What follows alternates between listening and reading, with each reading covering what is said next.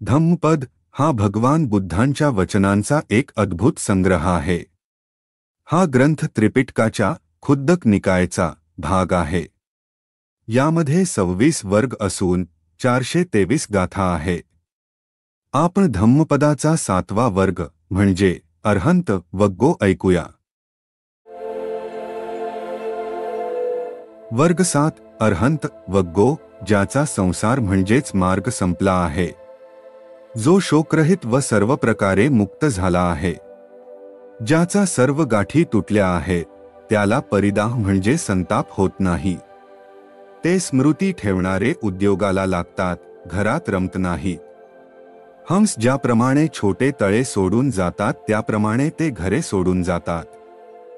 ज्यांच्यापाशी संग्रह नाही, ज्यांनी भोजनाचा अर्थ जाणलेला आहे, जे शून्य स्वरूप आणि निमित्तरहित म्हणजे ओळखता येईल असे लक्षण नसलेला, असा मोक्ष ज्यांना प्रत्यक्ष दिसतो, त्यांची गती आकाशातील पक्षाच्या गतीप्रमाणे अज्ञेय आहे, म्हणजे शोधणे कठीण आहे।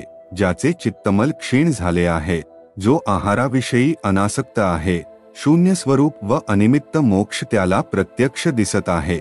त्याचा मार्ग आकाशातील पक्ष्यांच्या मार्गाप्रमाणे अज्ञेय आहे, सारथ्याने उत्तम रीतीने ताब्यात ठेवलेल्या घोड्याप्रमाणे। ज्याची इंद्रिये शांत झाली आहेत, अशा त्या अभिमान रहित आणि आस्त्रवरहित चित्तमलरहित पुरुषाचा देव देखील हेवा करतात।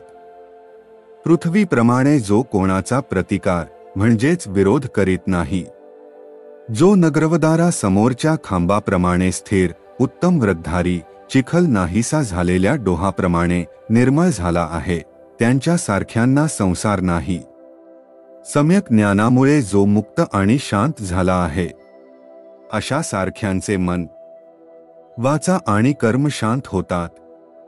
जो मनुष्य अंध, श्रद्धारहित, निर्वाणाला जाणणारा, बंधनांना तोडणारा, अवकाशरहित आहे, ज्याने तृष्णात्याग केलेला आहे, तोच उत्तम पुरुष होय।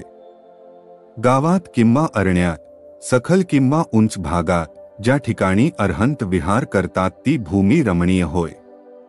जेथे सामान्य माणसे रमत नाहीत, पण जे कामभोगांच्या मागे लागत नाही ते विरक्त पुरुष रममाण होतात, ती अरणे रमणीय होत।